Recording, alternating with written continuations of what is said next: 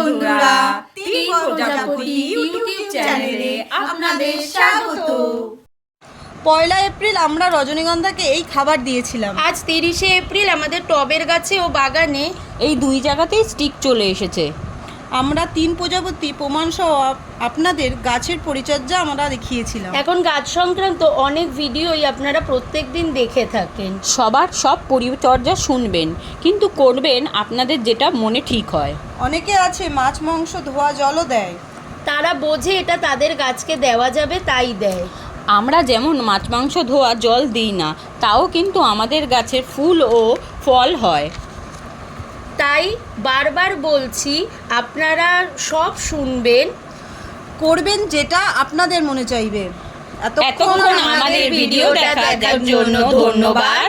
এইভাবে আমাদের পাশে থাকুন, লাইক, কমেন্ট, শেয়ার করুন।